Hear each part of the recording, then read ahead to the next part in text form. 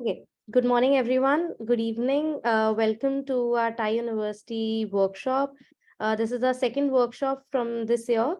Our today's workshop is on the marketing mindset, which will be curated by Ritika. Ritika is our charter member from Thai Chandigarh, and she's also the CEO and founder of Content Factory. Before we go further, I would our team, our PMO team has also worked on a video. I think you already heard from him in our first workshop, Pradeep from Presentium, and he made a beautiful video which collaborated all our the all the. I request everyone to please be on mute. Yeah, thank you. So yeah, so we let's just I'll just take you through all through that video and then we'll move ahead.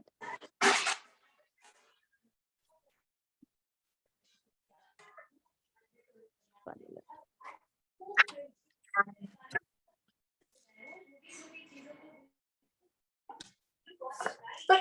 minute. Yeah. Garima, we are not getting sound. Sorry, you're not able to hear the sound? Okay, 1 minute. I think I'll have to share my deck. Just 1 minute. 1 minute.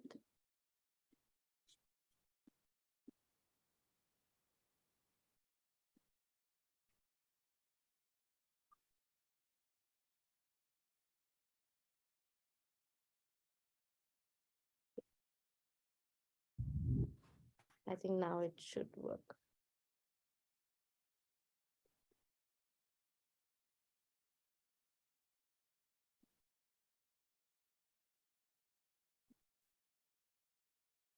Okay, I think there's some issue with my system. Can you just let me know if you're able to hear this?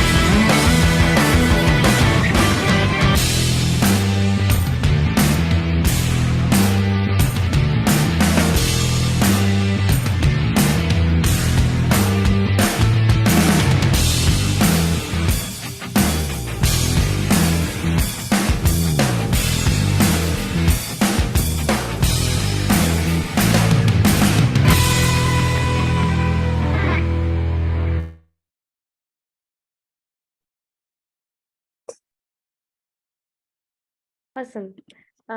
Thank you so much. So just to give you a quick introduction, Thai University Pitch Fest is our global pitch fest, which takes place every year, where our teams from different countries, different continents participate, and we organize a global competition.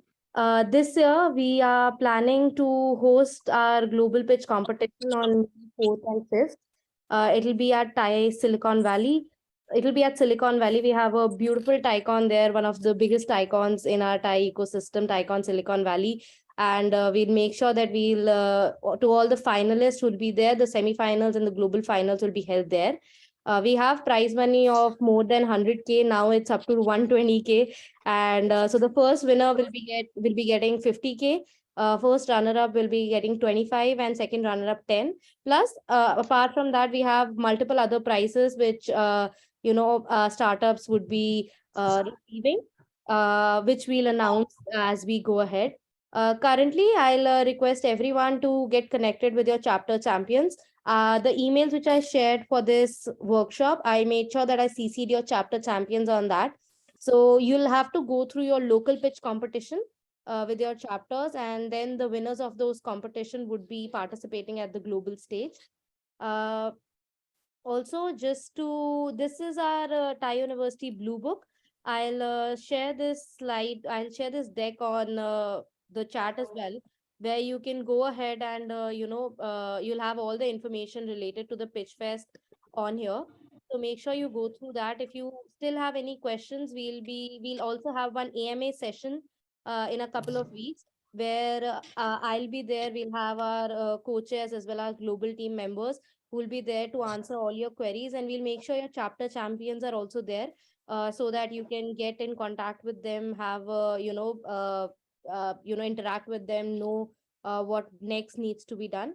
So yeah, that we are going to plan in a couple of days, and you'll get our emails for sure.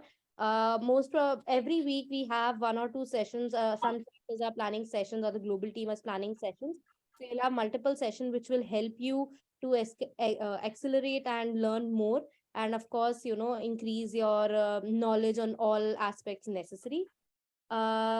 Moving ahead, let's move to our today's workshop, the marketing mindset. We have Ritika Singh with us. She is the CEO and founder of Content Factory. I'll be sharing the materials for today via a Google file, Google link at the end of this call. Make sure you guys in chat, on mute, and if you have any questions, you can just put them in the chat, or make sure you raise your hand. Do not speak while the speaker is speaking. And we'll also have a Q&A session after the workshop where Ritika would be available to take on any question if you have, So yeah, Ritika, the stage is set. Thank you so much. Thank you so much, Garima, and good evening, good morning to everybody. I was just getting very nervous because the moment we started this call is exactly at that point of time, there is a big fat Punjabi Bharat just crossing my house. And I was hyperventilating, sending my daughter out to tell them, I said, please go and check, tell those people to move, just do anything, get those people out of the way. And luckily, as you can see now, there's pin drop silence. So Garima, thank you so much for that exactly 9 minutes of covering up for me. And thank you so much for having me here. So we'll dive right in and let's see what we have for you all today. I'll just start to share my screen, Garima. Yes, sure, Ritika, please go ahead. 1 second, everyone.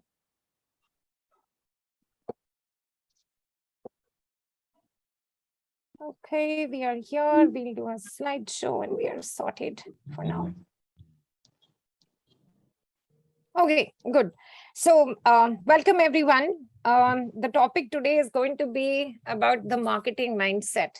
I'm sure marketing as a concept is nothing new to any one of us. I think since the time we were almost young adults, we figured out how to get our work done. Marketing is even those little things, even as children, when you're running to your parents, especially now saying why you need to go for a certain birthday party, why an iPhone is so critically important for you to finish all your homework, etc.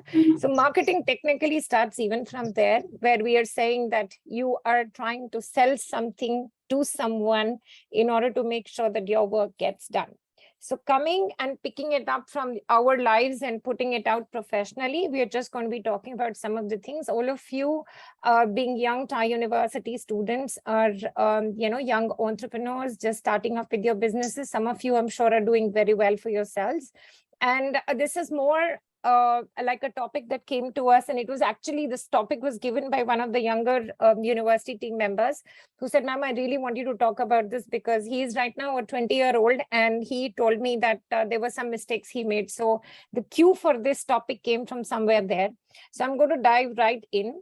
The first question I want, and this is more food for thought than anything else, is when do you start to market your business? If there are any answers, somebody can keep putting them in the chat. And Garima, if you could just read it out, because I don't want to share my screen and open the chat box. Otherwise, I'm reasonably sure I'll lose all of this. Yeah. So if anybody has an idea or has an answer to this, that when do you start to market your businesses, whatever stage, if there is anybody who would like to just kind of put it in the chat box, it will be really great. If not, in another 10 seconds, I will change my slide and come to the answer to this question. So you have 10 seconds and we have almost done with that, 5 seconds left. I guess I will have to give in the answer. So it's fine. It's my day today. The moment you conceived it, Yes, that is the answer. The day to start marketing or the moment to start marketing your idea or your business or your product is the moment you conceived it. It's as simple as that. And for the not so smart, you still have to do some kind of thinking over it. It cannot be something that just came to you and you said, okay, fine, here I'm going to start talking about it. No, there is some amount of deliberation that you will still have to do it. But having said that, the moment to start thinking and marketing about your idea or your business or your product or whatever it is that you're planning to do is from the moment you conceived it. Okay, now that that is clear, let's talk about some of the ammunition you need before you get into the battle of marketing. And why I'm calling it the battle is because, yes, there will be challenges thrown at you. There'll be a lot of things that you will have to get done in terms of being a young startup, young entrepreneurs. And trust me, it's a work in progress. Even at the end of it, if you think you know it all, I am almost going to be 50 years old. I still don't know. I've been an entrepreneur for almost 10, 11 years now, but we are all going to be work in progress. So that's a disclaimer I'm putting out there. So let's go to the first point, communication. I think a lot of us somehow seem to understand communication to be, I have this product to sell or I have this service and you are going to buy it. This is what we do. But that's not communication. It also means that you have to bring yourself down to what your customer or your client and what stage of thought they are in. They may or may not even need the product. They don't even understand the language that you are speaking in. So you can't just walk up to a customer and start telling them about that, oh, this is what we do. It's always, in fact, the reverse thing that you say, okay, do you have any issues in this particular segment? And then you try to understand because you really want to know whether that person actually requires this service and this service or this thing, or are they even a potential customer or a client? For the sake of saying, you may go on ranting about whatever it is that you do, but at the end of the day, the customer needs to understand this or be on the same page as you are and understand the language that you are speaking in, right? And language here, I do not mean by Hindi, English, Punjabi, or French. I mean that the languages that are you both thinking on the same terms? Are you both looking at the same problem and for a solution to that problem? That is what I'm saying in terms of language of the customer, right? The second part is knowing your target audience. I know there are thousands and millions and probably billions of articles you will read on know your target audience, but I'm telling you, this little exercise of creating 3 to 4 personas of your ideal customer changes everything. You may think you want to sell to someone in terms of, there was a startup that came to me. It was a 23-year-old boy with a 40-year-old gynecologist. They are co-founders of a company. And they kept on telling me, ma'am, we are doing this. We are going to do it for pregnant women, this, that, this, that. The moment I told them to do this exercise, we were sitting across in a meeting and I said, okay, why don't we just do it right now? The moment they did it, individually, both of them are co-founders, 50-50 stakes, and they realized that they were completely different personas that they had created in their heads. And that's when we all realized that the co-founders themselves were not on the same page. So imagine a situation where you have one co-founder thinking of a different target audience and have one co-founder thinking of another target audience. So this is an exercise before you even get into the marketing, before you find your co-founders, before you set up your business, before it becomes a startup properly. Think through this, that what is the target audience you are selling to? And it has to be as specific, as detailed as you can get. So for example, if you're selling healthcare to pregnant women, you also have to know their age groups, you need to know their income status, you need to know whether they're working, not working, you need to know whether they stay in nuclear families or joint families, all of those things. This is something we guys usually don't do, especially youngsters like you. When you think for your market research is, okay, fine, I will go, I will sell, will you buy it, will you buy it, will you buy it? Oh yes, everybody will buy it. That kind of a thing, but that never really happens. And that's one my third point is on market research. And I have to tell you this very interesting story. My son was one of the, people who applied for the TYE program about 3 years back. And he won at the chapter level. He was, what his startup was about, psychology, sports psychology app for young children in school. So I kept on telling him, I said, I hope you've done your homework. I hope he's not joined or he's not listening to me anywhere. He's just going to kill me for this. But anyways, so I told him, I said, have you, bacha, done your, market research? Have you gone in? And he said, yeah. And he's a sports player himself. He's a basketball player. And he told me, he says, yeah, I spoke to all my friends and they're saying, yeah, it's a super cool idea. 100% it will run. It went on and on. He was given about 4 months. He was mentored by some of the best in my friend circle, in the ecosystem that I know of. Everything was done. In the end, when he was at the final level, one of the jury members asked him this question about what is the difference between the sports psychological issues that a girl would have vis-a-vis a boy. Now, if this child would have done some genuine market research, he would have actually gone and spoken to not just his 20 friends who just said, yeah. If he would have gone out, he would have had an idea, because then he would have had conversations with them and some or the other information would have flown out of it, right? Which he didn't, apparently. So there is a huge difference in when you go and ask, and this is what happens to most of us, right? The moment we have an idea, all well-meaning people or people who don't understand it, or just generally people being nice, they will say, oh yeah, it's a brilliant thing. You guys must go ahead. You must do it. But the moment someone has to put money, which does not even mean investment, it just means they have to buy your product, you will see a completely different picture. So it's critically important that when you do your market research, okay, dive deep into it. That are you willing to pay this X amount of money for this product or this service? That is the true test. And try and sell this to your friends. Try and do this. I mean, you will be surprised at the results. So I always say that first market research question is there a demand for this product or this service? And if yes, are people going to buy it at an X amount? So there's a huge difference here, okay? Coming to my next point, know the bigger picture, not just one part of the jigsaw. I'm sorry, I shouldn't be reading out of this, but it just seemed so right here, so I said it. What usually happens is that we are always when a startup, especially you young children, when you start up, we are somehow in our own little cozy world where we have these blinders on, where we refuse to see what the world is saying, what the world is doing, what else is happening in the ecosystem. We are just worried about our little piece in the entire jigsaw puzzle. But you see, you also have to understand that where you fit in that jigsaw puzzle in the entire picture will change the way you function and the way your startup grows. How critical you are to that piece is very, very, very important. You are getting a service or a product into the market, okay?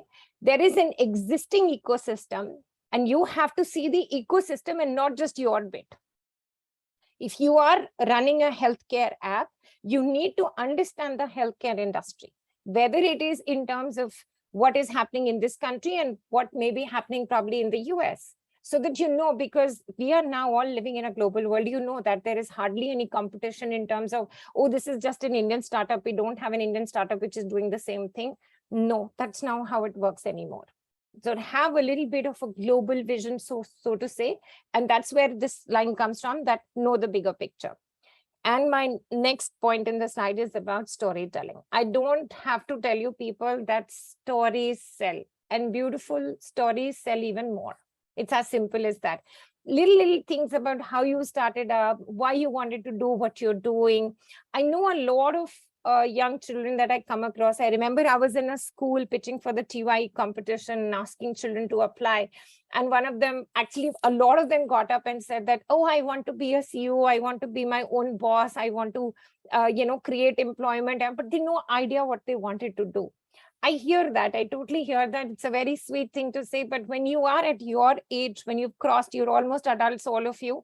I think at that stage, we need to get over the cuteness and get more into why you started doing what you're doing and what is the story behind it. There may not be a story, and I'm a brand, a strategist.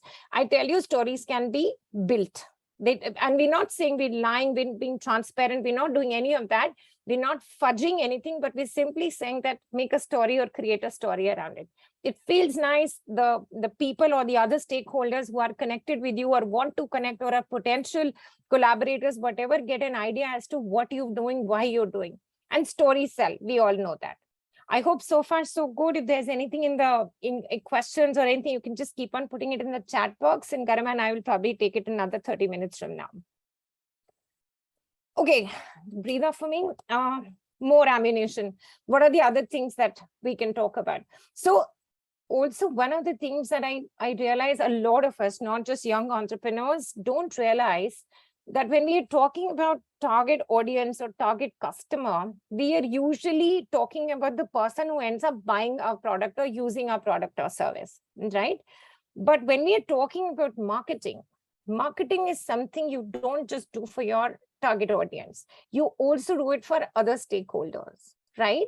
Now, if I'm a company, I'm a brand called Content Factory, you may not just be my client. You may not require content. You may not require digital marketing strategy for me, whatever, but you could be a potential investor, right? Just saying, okay, fine. I like what she's doing. Maybe I'll put in a couple of $1,000s here, right? Just like that, right? And it could be even a vendor who wanted to work with you, or somebody says, oh, these guys have great corporate culture, they do some great stuff, and we like the people that we work with there, so I don't mind associating with these. Haven't you heard of this so many times? There are so many people you don't like. There are bad corporate cultures. You have founders who misbehave.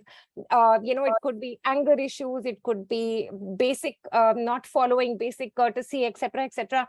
When you go through that, these are people you don't want to associate. So you're not just doing marketing in terms of being a great company only for your target audience and your customers, but also for all other stakeholders.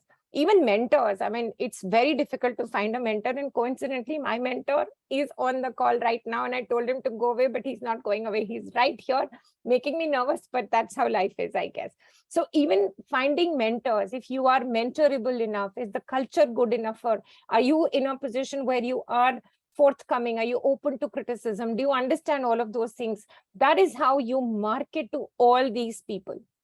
Hence, it's a big piece. And there are no real paths anywhere, so it's not about you being your marketing head or your marketing, manager doing the marketing for you. The entire company should have a culture of marketing. That's my next point, which means that I'll give you an example. How about what happened with me a couple of months back? We were at one of the angel investor meets in Chandigarh. And we were 9-10 of us sitting as a jury for a pitch competition that was happening. And all of us were introducing ourselves. We were 9-10 of us, and two of us were from TIE. And I remember this woman sitting right next to me, and everybody was making the introductions. And I said, yeah, I'm the ex-general secretary of TIE. I'm a charter member with this thing, and I'm heading the university program. And this girl who was sitting right next to me is also a friend. And she said, aren't you going to mention about Content Factory? I said, oh, yeah, that too, that kind of a thing. So the point I'm trying to make over here is that it is, when we are marketing, this is a culture of TIE, that you're marketing ourselves as TIE members. I mean, we forgot about Content Factory, and exactly what the other gentleman also did. He said, oh, I am a TIE charter member. I'm heading da-da-da-da-da. And he also did mention about his own company. So when you're talking like that, imagine how people outside will be perceiving TIE Chandigarh as an organization and as a chapter, where we are talking of ourselves as being members of TIE, but not even talking about our own personal companies or professional companies that we run on the side. So that is what I call as the culture of marketing, right? And everybody's doing it. We're charter members. We're not supposed to go around doing this, right? Associate members, we're not supposed to be doing this, right? It's not part of our deliverable, so to say, or any charter member charter, so to say, right? But this is what we're doing. So that's how you create a culture of marketing. And yes, it is your job to get it right. Yes, you, the founders. Yes, all of you who are on the call or in this session right now, it is our job. I mean, it's your job in a way to get this right. You are the only people who can drive this. And if you have that mindset, that is how it will percolate into the rest of the team members as well. Wouldn't you be thrilled to know that when you have a person who is working in your team or an employee, when they go out and just nicely talk about it, just kind of feel proud of that, about them working with you in your company. It's just a feel good feeling, and that's how they market.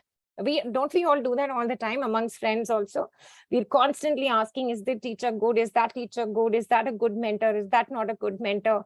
Etc. etc. So all this happens when you get it right yourself, and then it percolates to every team member, right? Another, I think, issue that I have very often come across when I'm dealing with young entrepreneurs is they completely reject or refuse to acknowledge competition in the market. And it actually goes like this. Oh, ma'am, they don't do anything at all. Oh, they don't have this, or they don't have that. No, there is nobody. There's absolutely nobody who's doing what we are doing. Or then somebody will, when the, people in the pitch session would suddenly get up and little aggressively say, I think I know there is a company which does that. They say, oh yeah, they exist, but they do only this part and they don't do that part. So one of the bigger mistakes that you make when you're pitching, and especially when you're growing and talking or getting into the marketing mindset, is that you have to acknowledge. You may not want to talk about them, but please do acknowledge your competition, right? It's very important for you. And like I mentioned, we need to know our industry and its ecosystem. Like I mentioned before, I'll be just repeating myself here. If you are in the healthcare segment, you need to understand the entire healthcare ecosystem that is happening currently around you. Because if you don't know what other people are doing, and see, it also happens like this. If you're into healthcare, there could be 10 other offshoots into healthcare, which could be impacting your business as well. Right? So you cannot be working in silos or functioning in silos or marketing in silos without knowing what is going on. It is as simple as that. I run a content and a digital marketing firm. I know there is ChatGPT around the corner. Can I just say, oh no, it's all trash and there's no way that anybody can, write as much as we do, or, or try to save my business or try to cover up? I will have to acknowledge that, yes, there is another resource from where people can get free content. So now it is up to me to make sure how I pivot, how I rebrand, how I tell, and try and figure out a new USP of my company, that if there is a ChatGPT and then there is a content factory, how is it that I can make up to or cope up with a ChatGPT? Not acknowledging is not going to change anything for me at all. So I hope it's clear so far, and I will go to the next segment, which is how to get a marketing mindset. I've told you the ammunition that you require before you get into this. But now that you're here, assuming you've done all the other 11 points that I mentioned before, what do we do next? Basic common sense, be open to new ideas and be open to criticism. I see this from a lot of young founders. See, the adults who are in their 40s have a certain experience. They've had some kind of a dabbling, even though they may not be, they may be first-time entrepreneurs, but even having a corporate background, they have a rough estimate or an idea about the ecosystem. They've been there, done that. But a lot of young founders I see just refuse to take any kind of criticism or any kind of feedback from anybody, for that matter, even if they're pitching in a setup where there are no investors or nobody who's got a stake in the company. But it's always good for young founders to keep their eyes and ears open. Yes, you will have to, again, for the not so smart, use your filters to see what feedback and from whom you're taking. But overall, in general, just know what the market is doing and what kind of other thought process, etc., are doing the rounds in your ecosystem. It always, always, always helps. And this is my all-time favorite for people who are especially getting out into the world. For them, it is critically important to have a worldview. When I say a worldview, it actually means your view of the world. It could be anything, and it could be right, it could be wrong. Nobody's to decide that. But this happens only by reading a couple of books, not just bookish knowledge, right? Conferences, workshops, case studies, whatever it is that you can lay your hands on. Again, more or less, if you can study all of this around your particular vertical, around your particular business, around your particular product or service that you're pushing out, it really, really helps, because you understand someone who's done some stuff before, and you know things may or may not have succeeded. And this gives a cue to really, really smart founders as to how to take their business forward, right? And my personal view on books, I haven't been reading too many lately. I'm chastised by most of my friends there. But I always believe that books give you information. They give you different thoughts, they give you different perspectives. But it is only depending on how smart you are that you can convert that information into knowledge and then smart enough to use that knowledge as and when required. And this goes personally, professionally, both, right? So this is my personal point of view. And go ahead, I'm not discouraging you from reading books, but yes, it does help. I've been reading a couple lately. I've joined a leadership program and they just force it down our throat. So yeah, no complaints there. It's been an interesting couple of hours that I spend every day on those books, right? Also, one of the things which young founders can do, and I think you got probably 90% of that right, because you are in this community of ties so far. So it really helps to have, be a part of entrepreneurial communities that you would have around you. Like, for example, I think there are some special interest groups also that I think your local ecosystem or somebody in your city would have. So if you are a fintech startup, there could be a special community which will only be taking care of fintech, everything which is happening in the fintech world. The couple of, common people come together and start having conversations around it. I think that is, again, extremely, extremely important for young founders, especially, right? And keep multi-skilling. I think communication skills, we cannot have enough about that. We started with the first point there, that it's very important to ensure that you understand the language of the customer and your ecosystem again. Then finances. Okay, I'm still struggling with this one. I became an entrepreneur 10 years back. I was a housewife before. And there is a big joke in my family, and I hate, the invoicing bit. I hate math. I hate accounts, all of that. So I have 2 kids in the house, and then they know that when mama is behaving like a maniac and she's sitting on the laptop and she's not looking right, left, center, and no instructions are being given from even the back of her head, that means mom is doing invoices. So every time around the 3rd or the 4th of every month, there is pin drop silence when children are on their best behavior. That is saying, oh, mama is doing finances this time. So it's been very hard and arduous for me even to understand, being a housewife, right from how to pay my taxes, GST.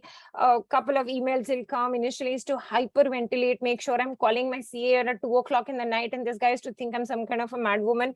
He says, no, you are. But it was all coming from ignorance. I've learned so much over the last 10 years about taxes, about accounting, about getting funds from the US, dollars to rupees to GST to a lot of things. So I think this is something which most founders should get it right, because how is this correlating? You will be asking me that how is it correlated to a marketing mindset? Because the better you get at doing all of this, the easier it is for you to market yourself as a complete and good professional, which means you know your job. Even simple things like when you're going and pitching to to investors. I don't know how many of you realize that a lot of work. I remember this incident. See, I'm a storyteller.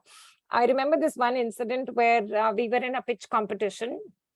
I won't take names here. And we were doing the top 3 pitches, right? And in the second pitch, this lady, she comes up and she's trying to explain her, idea that she's making some cookies, etc., healthy cookie baking stuff and like. And the jury members are just really, really egging her on. So, okay, give us this answer. So she, at the end of it, she was very casual. She's like, I don't know, you guys should just try my cookies. And only then it was a virtual thing because it was during COVID. And she said, oh, you guys don't know anything. She's telling the jury members, the senior people. And she's like, you don't know anything. You just have to try my cookies for me to change your mind. So these guys were pretty, they were like, yeah, fine, maybe she I love her attitude, we love her thought process, etc. And then suddenly, in the screen, when she was pitching and the slide was on her finances, right, money, and suddenly she vanished and she said, now this guy will take over. And then we see this big burly Sardar coming and he takes over in Hindi and he's explaining to us what's going on. For a split second, we didn't know because it was supposed to be a women's pitch competition. And suddenly the jury members are taken aback. We have no idea. There's no introduction, what happened. And he spoke for 5 minutes. We had no idea. By the time we were all confused what's going on. And in the end, when we asked her that, who was this gentleman? She said, oh, that was my brother. He's the CA. He understands the math. I don't. And she lost the pitch competition. Not because of anything else. I'm not saying that, but just saying that when you are doing your marketing, it helps to know your numbers, it helps to understand logistics, it helps to have great communication skills, because the more you know, the more knowledge you have about all of this, the easier this whole thing becomes. I hope I'm making sense, and I hope you're able to connect the dots here. I don't want to open the chat box as of now. I'll probably just go on to my next slide. Garima, I hope you're keeping a track of that. Yeah, sure. Anyways, thank you. So, okay. I think last couple of points here. Use data and analytics. I think, again, this is something which even I made a mistake when I started off as an entrepreneur. We were doing social media and we were doing digital marketing, but somehow even for ourselves and even for a client, we were just posting stuff, right? And we were just getting a high on, yeah, this got likes, this didn't get likes, etc., etc. We didn't even understand how to use, we didn't even understand how to use analytics, that what is the data coming from where, how are we supposed to put it all together. Again, a little mistake that most of us do is we do not have enough data and analytics for us to even understand what has worked and what has not. How are you going to market an idea to an X person when you have no idea whether you have marketed to them before or somebody else has marketed and what the entire market is all about? It becomes very difficult, and it's like shooting arrows in the dark. You don't know, one may or may not hit the bullseye.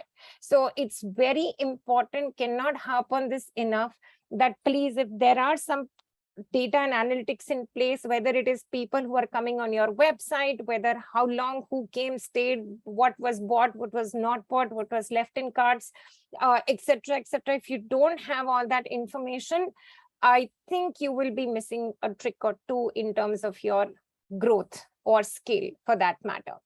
Another thing is that marketing is a mindset. So when it becomes a part of who you are, it has to be consistent. You cannot say that I'm going to be having this marketing mindset now for the next 3 months because we are doing some, raising money, etc. But we will not have it 3 months once we've raised all that money. I think marketing is a mindset that remains with you, like I just said, from the day you conceive the idea to probably an IPO stage. And even then you are still continuing to market your business, your product, and probably at a later stage, you yourself as well. So be consistent in that particular thought process. Okay. Also, I think I missed a line there. I think you get your marketing mindset absolutely right. Like I mentioned earlier, when everybody in your particular business or associated with your business is marketing you or marketing your business. It's like going and saying, oh yeah, like a Paul sir coming up and saying that, oh, great work, Ritika. Sir, I'm taking that as a compliment already. I hope it puts a smile on your face. Oh, great work, Ritika. This is great stuff. And I think I'm going to be recommending you to 2-3 people, and let's see how you guys can work together.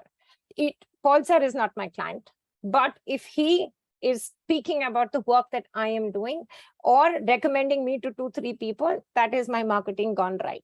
Absolutely right there, right? So it's very, very important that people in your ecosystem, and this I don't mean in your professional ecosystem, it could be personal and professional, when they start to talk about you and make recommendations, you know you are going to be getting that marketing mindset right, and you know you've got something right there. The next point here is strategy.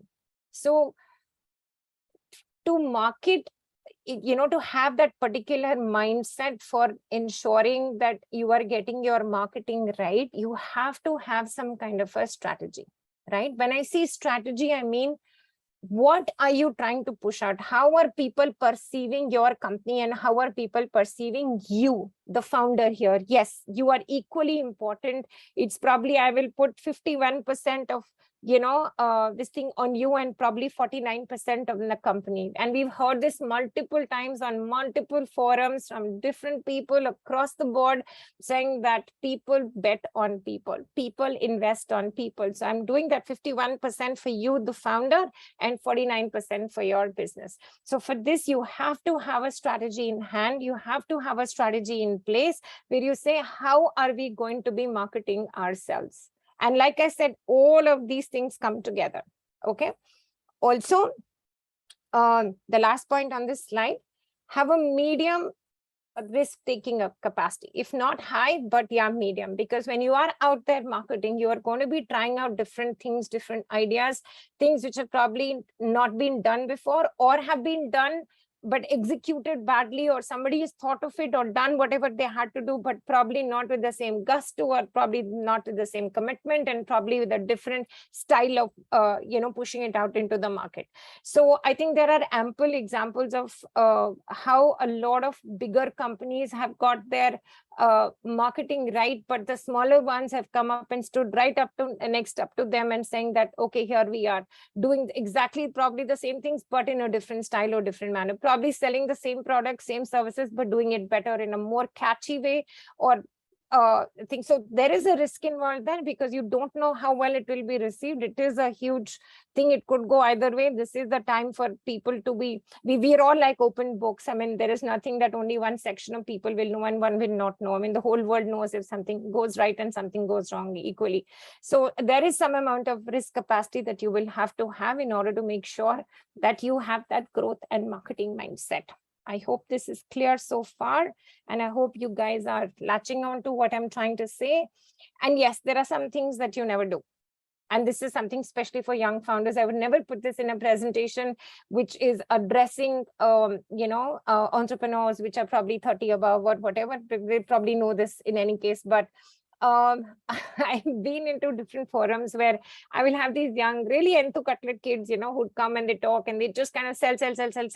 And sometimes you are busy, you're talking to someone and these children will come. I understand the energy, I understand the enthusiasm. I understand that at this stage, your startup is your entire world. But at the same time, when you go for the overkill, you are overselling and probably putting someone off. So whenever you are talking or chatting in different forums or groups or wherever, any community that you are, please do not oversell. Listen first and then speak, and then you realize where you stand in the entire place, and then go ahead and talk about whatever it is that you do. And when you don't listen to your customers. So we've had situations like, for example, I'll share my example here. I was talking to a client and trying to push and tell them that they need social media marketing. This is almost like a 4 or 5 year long back incident. And this gentleman kept on listening very politely to me. And after he was done, he says, "Ma'am, do you understand that we do not require social media marketing?" I was like, "No, but you do." He says, "No, but we don't."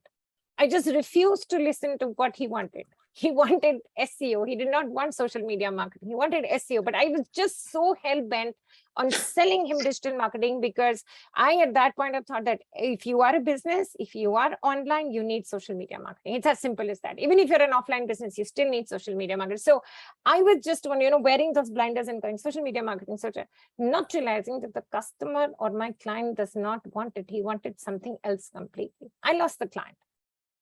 Truth be told, he never came back to us because he just thought we were dunces.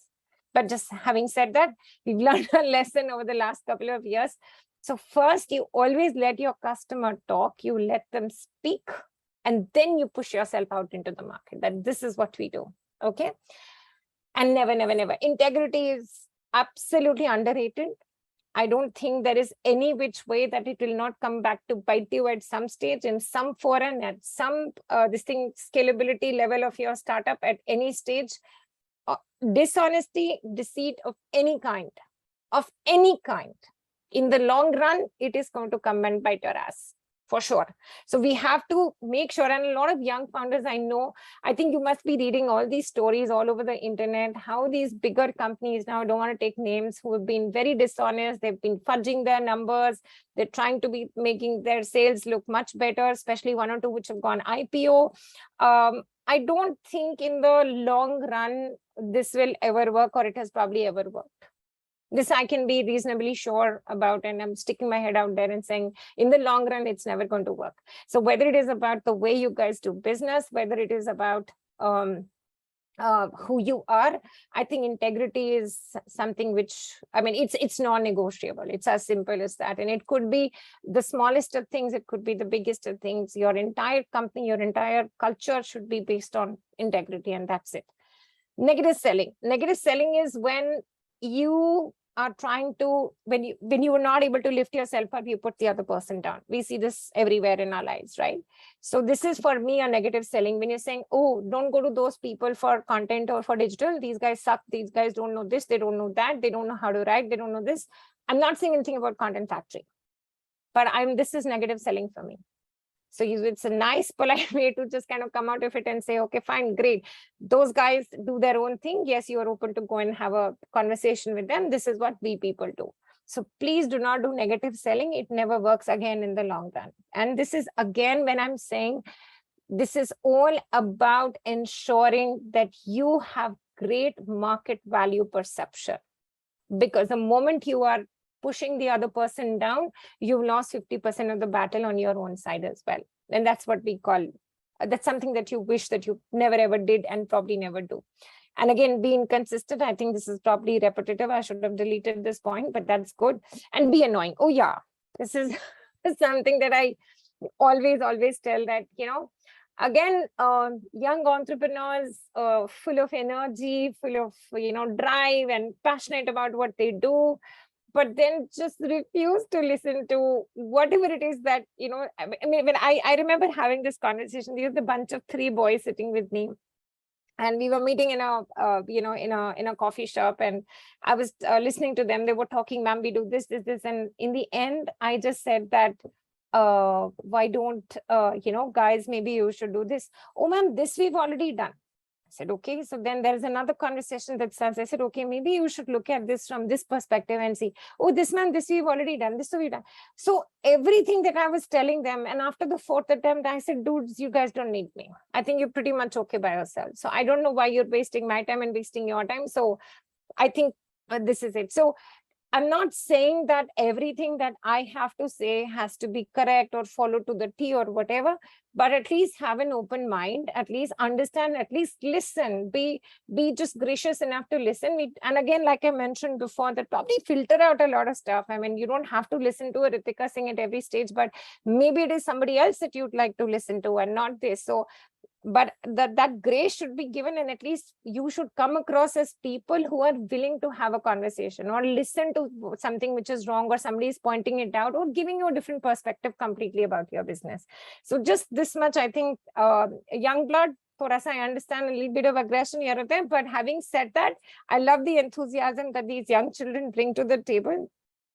Gives me my dose of energy as well. So yeah, how much time do we have, Garima? I think we have 5 more minutes and then we can take up questions. Okay, so I will, this is not working as usual. Okay, that's it. That was, no, I think I missed a slide. 1 second. Yeah, I think you missed the last slide. Yeah. Yes, I think this was the last one. So guys, I don't think I have to tell you, you'll probably be able to give me a lot of uncommonly used means of marketing as well. But these are some of the basic tools that we people use to market ourselves in terms of social media, emails, networking, again, underrated, but I think just stepping out of your startup comfort zone and going out, meeting people, understanding different conversations, what is happening, what is, what are people talking about, how are they perceiving people who are probably running similar businesses. I think it's very important. And please, one of the things that we say that before you even start to market yourselves, please have your motherboard or mothership called the website in place, and neat, clean, absolutely could not be a super fancy one, but basics in place. And I think this is something which my mentor here has taught me, Project, that I remember we were doing Economic Times Times of India kind of a setup where I was given about 50 startups and I was supposed to put their data into an Excel sheet. I'm talking about 7-8 years back, and I was supposed to write a little bit about what they do. And you won't believe it, out of those 50 startups, I was having a challenge even in finding, when I go to the website, in more than even 10 of them, that if I could even figure out from their website what exactly is it that they do. Project, I don't know if you remember this, about 7-8 years back. And that is the time we realized that if you're not able to tell us on your website and the first homepage itself, in maybe a line, maximum 2 lines, that what is it that you do, I think there is a huge trick which has been missed somewhere. And I remember out of those 50, I could not even punch in more than 10. So anyways, so website needs to be in place with what is it that you do, and crisp, clear thing about what are the products, what are the services that you're selling. SEO is important. Even basics is good, keywords, etc. is good enough to go, but that's important again. Blogging, again, I think that's a no-brainer. Community building is something, again, I get paid to share all of this, but I'm telling you this right now. Yeah, community building is again a huge part of how you can really, really market yourself well. Collaborations, again, you don't have to, reinvent the wheel every time. You don't have to keep doing the things that you're doing. It's good to get more people on board and, increase the umbrella of your services or products, so to say, and the typical traditional and online PR. So yeah, that brings us to a close, and we are open to Q&A. Can I stop sharing my screen now, Garima? No, I think, yeah, we can if you want. I And get to see some faces. I've been talking to the PPT. So yeah, I'd sure. really appreciate that. Thank you so much. Okay, awesome. So we do have a couple of questions in the chat, and if anyone else has a question, please make sure you can raise your hand or put your questions in the chat. The first question we have is from Dua Salim. He says, some people, including me, are not from business background. What can be the tricks to improve our business plan or marketing plan? Okay, so the answer to that question is, again, to understand your ecosystem. Basically, if you have a knowledge about what your product or your business is all about, I think you will crack the marketing code also. And marketing is essentially nothing. Basic common sense you put into place and you figure out, this is what I'm selling and to whom and are they going to buy it, period, end of story. And then you just have to understand how you spread that same message to multiple people. That's good marketing, as simple as that. I hope it answers your question, please. Awesome. The next question we have is from Vardha Azam. He said, I also want to know my flaws in executing my idea, even if I have a good team. Yes, that could be, again, a question of not understanding your product and service, because even having a fantastic team, but if everybody is working in silos and they're on different planes, it becomes a bit challenging. And that could be the reason for not executing it well. Like I mentioned to you, that try and figure out different permutations, combinations of conversations. I remember speaking to some very young founders. When I say very young, this was about, I'm going to be in my 50s. So for me, young is like 35, 40s, all young, right? So in their 35, 40s, and we were having a conversation, and they were like, I come from a different background. He comes from a different background. What also happens sometimes is that you have to think of at least 20 situations in the journey of a startup. And you guys have to sit down and discuss and thrash those situations out. It could be ugly, it could be bad, it could be good, it could be very good. You'd want to hug and kiss each other or want to kill each other. It could be any of these things, but you guys have to thrash out those 20 things that can go wrong in your startups. And once you have that in place, I think it naturally will happen that you will all start looking at the same thing in the same way, right? Because now you know answers, you have ideas, you know how the other person thinks. And about marketing, I think it also is very, very closely related to branding here. And I didn't want to pick that word up, but I'm letting it in now. I think it's very, very critical that your brand or your persona of your brand is looked at a certain way. And how do you want it to look like? For example, when I talk to my team or I get new people on board who are joining my team, my first thing is to tell them that for me, it is extremely important to ensure that you communicate with the client. I get absolutely riled when my company, when there is something which is supposed to be delivered on a certain date, it doesn't happen. I'm okay with that. But the team goes missing in action thinking that, I don't want to deal with this right now. I don't want to talk about it. The client will say this, client will say that. I'm saying, don't worry, I've got your back. Just go ahead and tell them that this is what has happened, cannot deliver today. It happened on a Monday, so be it. But just go and deal with it. And I think things like these little incidents will put in place the entire structure of how you want to be perceived as a brand, right?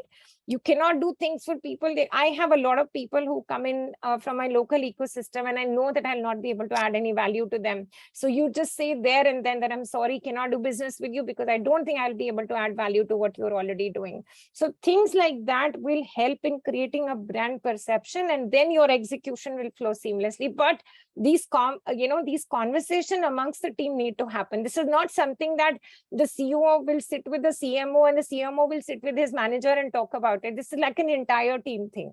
I hope that answers your question. Thank you. Thank you so much, ma'am. It's amazing answer. And I also noted the points. Okay, thank you. Appreciate that. Thank you, Vardha. Next, we have a question from Bishop from Thai Islamabad. He has a question. What strategy? Yeah.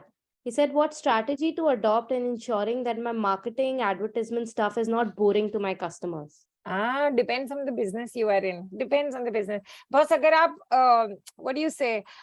Sugar cane ko logistically supply karo from point A to point B, it is going to get to be a little boring at some stage, and that is fine too, right? But it is not also after a point about the things that you are selling than the perception of your brand. We know like Amul butter, right? It sells butter, but what do they do with their advertising? It's everything about what is happening, current affairs. Can you see how butter is associated with current affairs here, right? So they have livened up, and they've been doing it for ages and got it spot on till date. I think God knows how many years of Amul butter existence. Sorry, bad at remembering numbers here, but think about it like this. So even that can happen, but you have to you require a very, very good, smart, creative agency which can deliver this. So not to make it boring and make it interesting and make it creative. So either it's a play with words, it's about humor, it's memes, whatever. So we've had clients who like because their target audience were young women from 25 to 45 years of age. They were very clear about it, right? And young women who don't have a voice, who are probably not in great jobs, but feel suffocated. So they want to have a platform. They were given a platform to make their own videos and reels, etc. Now, these guys, they said, Ritika, we have a thing about memes. So then the entire team went into memes, and we got Bollywood, we got Hollywood, we got everything, and we just created memes. So from there, you have to have a really, really smart creative agency which can help you. So yeah, boring it will be at some stage, but then it's easily playable. It's not something that you have to stick to. Great example on the Amul butter, I would say.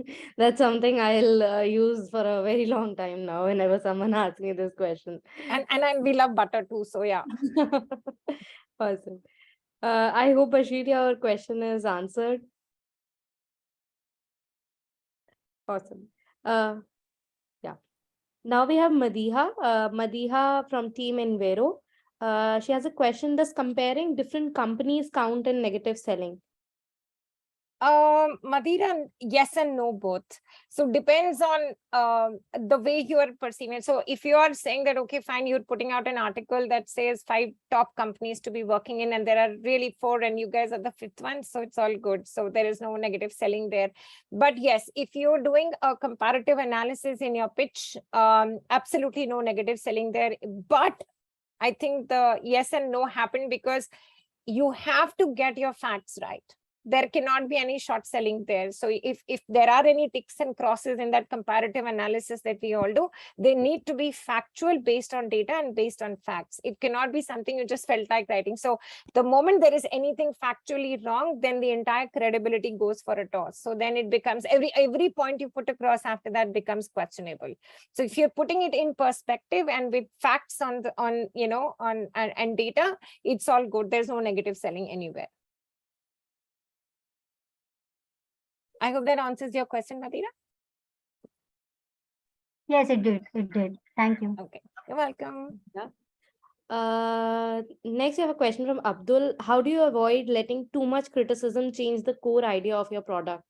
Filters, my dear Abdullah, you use filters. So I think one of the things that I have also learned over a period of time, like I mentioned, we are all work in progress in terms of understanding how businesses actually work. And frankly, I'm telling everybody here, and I'm sticking my head out and saying this, if we all knew, boss, what worked, what didn't, we will all be owning Caribbean islands, islands of our own and homes of our own. Okay, so none of us frankly know what really works, but we have an idea and we just try to connect the dots and hope against hell that it will work, kind of a thing, right? Having said that, I think it's very important that we realize and understand what our business is all about, right?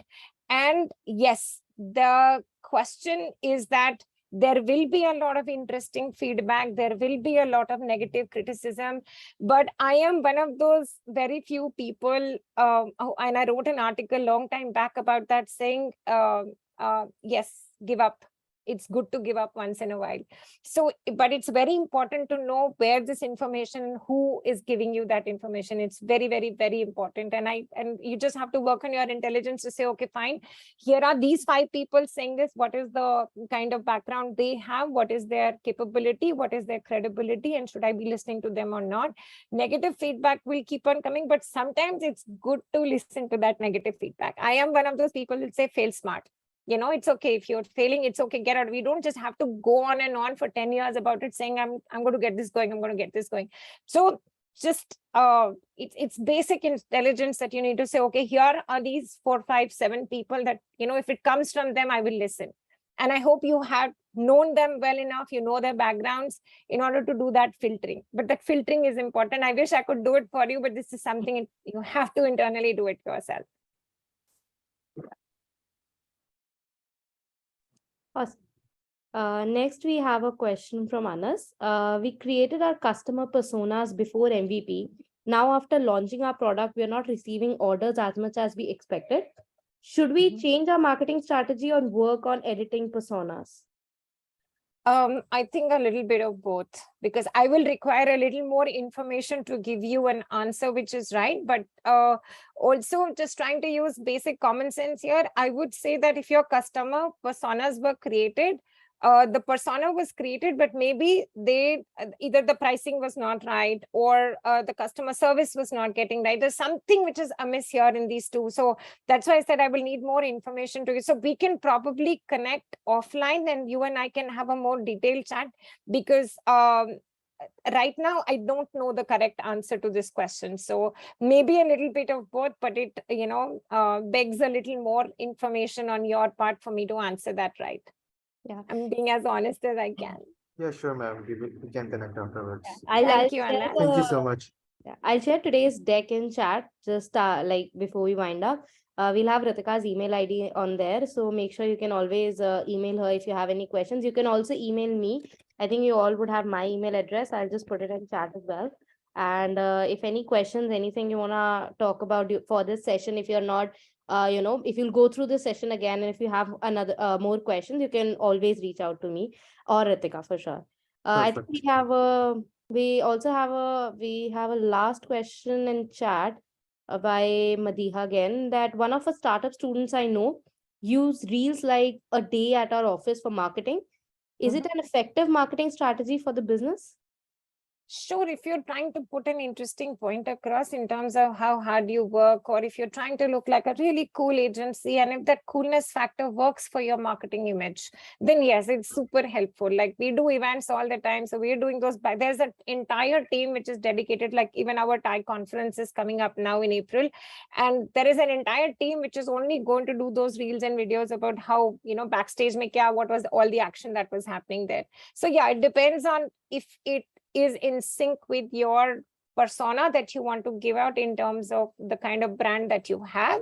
Yes, it is super helpful. So we know of these, when we do those hackathons and the children are sitting 48 hours at a stretch. So there's somebody in a sleeping bag, there are packets of chips lying around and half-eaten donuts and half-eaten food and all that. Yes, that is a really cool picture, because it shows that, those reels there will show that, yes, these students are here and they're working, their heads down, hair uncombed and, wild absolutely and all of that. So yeah, it would work in a case like that. But if you are a hospital, you definitely don't want to do that. So I'm just saying that. So it depends on whether it is in sync with the kind of persona and the marketing image that you want to create for yourself.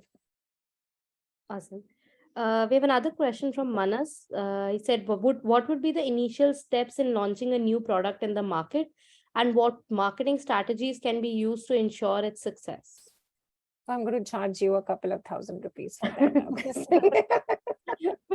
Okay, I need to know what your business is. I need to understand a little more before I can give you an answer there. But yeah, basics again, just get, I think first you need to be on social media channels. I'm a hardcore marketing person, so I'm saying that. So whatever product is this thing, you have to create your branding and the messaging across, and then put it across on social media or put it out to your customers that this is what we are selling. So I think we not unnecessary. I think a lot of us get confused and get rolled into this, fancy marketing, words and big terms and phrases, and I call them the MBA vocabulary. No, no disrespect to people who've done their MBAs, but just saying that just try and make it as simple as you can. Keep it simple is the way you can say that this is a product, this is a service, this is whom we are selling to, and you were talking about your product and service in terms of your USPs, things you do, price points, etc., and then just push it out into the market. But this is just like I'm telling you ABC to a PhD student, but I need to understand a little more about your business. Again, we can connect offline anytime. I'll be happy to help you take your product or service to the market. Ma'am, Volunteering thanks for for that. the answer, but that wasn't from me. That was from Manas. Yeah. Okay, Manas. Okay. Awesome. Yeah, so that's about it in the chat. Anyone else has any questions, you can always raise your hand. Or if you want to connect offline with Ritika or any of us at the Thai University team, I have shared my email ID as well as Dex from this session, as well as the session we had in last Saturday, the BMS BPS session as well. We have both those sessions. You'll get the PPT of those sessions on the link I just shared. Plus, the recording of all these sessions would be on our YouTube channel as well as on our website. So this session, of course, it will be up in next couple of days. We'll have this also, on our various website and YouTube channels, and the other sessions as well. We also have a very amazing session planned for next Saturday. Pradeep Yuvraj, who gave a, who is a amazing storyteller, is gonna be presenting on the storytelling session from Thai Coimbatore. And so I'll make sure I'll send you an email with how you can register for that session, and I'm sure it'll be a super informative session. We're also planning a couple of more sessions with the KPMG team and a few more AMA sessions as well, for you guys to ask your various questions and for you to be more connected to your chapter champions. Because I know a few of you had a problem that you weren't, you weren't getting any, that you were not connected to your chapter champion, or you had a couple of questions for them. So I'll make sure we'll have those AMA sessions for you guys as well. Awesome. Thank you so much, everyone. And Shamala, if I'm an individual one with my idea, can I be eligible to participate for the competition? Subbu, do you want to answer that? Subbu, by the way, Subbu Perichalla is our co-chair for the Thai University program. And he's part of our global team. So Subbu, you want to take that question, please? Yeah. Thanks, Garima. Hi, all. Can you repeat that question if you don't mind, Garima? If I'm an individual with my idea, can I be eligible to participate for the competition? Yeah. So one single founder ideas is actually not encouraging. You should have at least one more co-founder. The founding team should always be 2 to 5 or 2 to 6, whatever. Single founder is not. Second, idea, yes, absolutely. Even if you have an idea, you are completely eligible to participate in this competition, but you should have one more co-founder along with you, minimum. Jatin has a question. I don't know Ritika, if you can answer that. Most of the startups are using technology. So how a product-based startup can stand out? Ritika, you're on mute. Oh, sorry. Oh boy, that's a bit of a tough one for me to answer right now. So laying it out there. So again, connect offline, and I'm sure I'll be able to answer this question. I'll have to do some homework on this one and come back to you. Of course. Our startup is an early stage. Am I eligible for this competition? Subbu? Yes. Yes, you are eligible. As I said earlier, you should definitely have a team of founders rather than just one single founder. And furtherly, to make it a little more clear, all these workshops and the ecosystem of TIE, we are here to help you to create a business model for your idea, whatever stage you are in. And then we will help you to have mentoring sessions with few of our charter members, preparing you for the global pitch competition. So we are here to help you to make it happen. So however early your idea is, you are always, we would encourage you to be applying, and then we are there to support you. Maybe I will take a cut on this. Most of the startups are using technology, so how a product-based startup can stand out. Jatan, maybe marketing, Ritika will definitely come back to you on that. However, it's not the technology, right? In my experience as an entrepreneur, technology is just an enabler. Even if it is a technology product, if your product is solving some of the business needs, right? At least a small business need is getting taken care with the product that you are building. That itself is a standing out opportunity for you. The next step of that is like, how do you position it? How do you start talking about it? That is what is marketing, which Ritika will definitely come back. You can take a quick offline connect with it. And at the same time, the second, once you have that product, how do you pitch your, how do you position your thing is a storytelling thing. The next session is about it. Please do participate in that. You will understand a little more. Apart from that, for all of you, in addition to this, there are a couple of more workshops we are actually planning, and you will keep getting the updated workshops information. We are having KPMG coming forward to give 2 workshops on different, kind of concepts which will help you to create business models, and which help you to really understand your business in multiple scenarios. You need everything, right? Marketing is there, storytelling is there, legal aspect should be known, technology should be known, and how do you sell is should be known. All these parts, bits and pieces, we will come back with workshops. We would like you to participate in most of the workshops as and when you are able to participate, and also go through the recordings. That helps. Once you have all these things, then we are having our own, charter members who will come forward to mentor you on wherever you are standing. So this is the exercise from now until the global pitch competitions.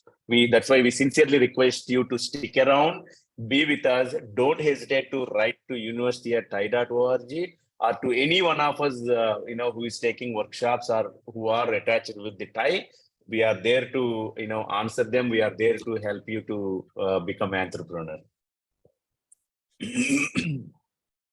For sure. Okay, so thank you so much, everyone. I'll now we'll just close this session. Hope you all have a great day, a great weekend.